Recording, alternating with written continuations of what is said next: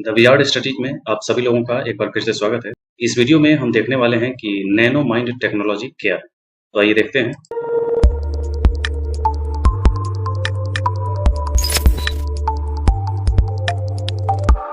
Korea institute of basic science के शोधकर्ताओं ने नैनो मैग्नेटोजेनेटिक इंटरफेस फॉर न्यूरोडायनामिक्स नामक एक मैग्नेटोजेनेटिक्स तकनीक विकसित की, जिसका प्रदर्शन चूहों पर किया गया है। अब नैनो माइंड टेक्नोलॉजी के बारे में समझें तो क्या है कि नैनो माइंड टेक्नोलॉजी संज्ञान, भावना और प्रेरणा जैसे जटिल मस्तिष्क कार्यों को समझने और उसमें हेरफेर करने की नई संभावनाओं को खोलती है। यह चुंबकत्व का प्रयोग करके विशिष्ट गहरे मस्तिष्क तंत्रिका सर्किट के वायरलेस, दूरस्थ और सटीक मॉड्यूलेशन की अनुमति देता है। यानी कि माइंड में अगर किसी प्रकार की कोई चीज को बदलना है, जैसे कि आप इसमें देखें, ये मैग्नेटिक फील्ड क्रिएट किया गया है और मैग्नेटिक फील्ड क्रिएट करके ये जो न्यूरॉन्स हैं, इन न्यूरॉन्स के जो सोशल इंटरेक्शन वाला न्यूरॉन है, उनको कंट्रोल कर लिया गया और इमोशन को जो कंट्रोल करने वाला न्यूरॉन है, उसको भी कंट्रोल कर लिया गया और मोटिवेशन वाला जो न्यूरॉन्स है, उनको भी कंट्रोल करके ये प्रदर्शन किया गया है कि ये किसी भी चूहे पे अभी फिलहाल प्रयोग किया गया है। तो सोशल इंटरेक्शन पैदा किया जा सकता है, कम किया जा सकता है, इसको कंट्रोल किया जा सकता है इस तरीके से। और इमोशंस भी कम ज़्यादा जो भी हैं कंट्रोल किए जा सकते हैं। और सेल्फ मोटिवेशन जैसी चीज़ें, जैसे मान लीजिए किसी को भोजन नहीं लगा है, तो उसे भोजन कराने के लिए तैयार कर लेना। कोई काम नहीं कर रहा है, मान लीजिए कोई थक गया है, तो उससे काम कराने को लेकर के मोटिवेट कर लेना। तो इस टाइप की चीज़ों को कंट्रोल करने के लिए ये नैनो माइंड टेक्नोलॉजी डेवलप किया है कोरिया के वैज्ञानिकों ने।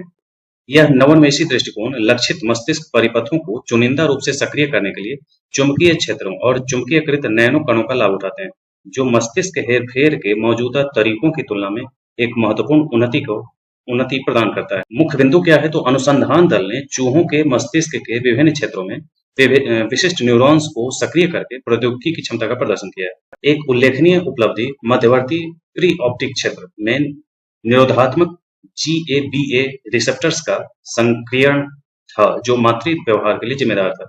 यानी कि जो ये होती हैं, फीमेल जो होती है मदर, वो उनके जैसा व्यवहार जो होता है, जो न्यूरॉन इस माँ वाले व्यवहार को लेकर के जिम्मेवार है, उसकी बात कर रहे हैं।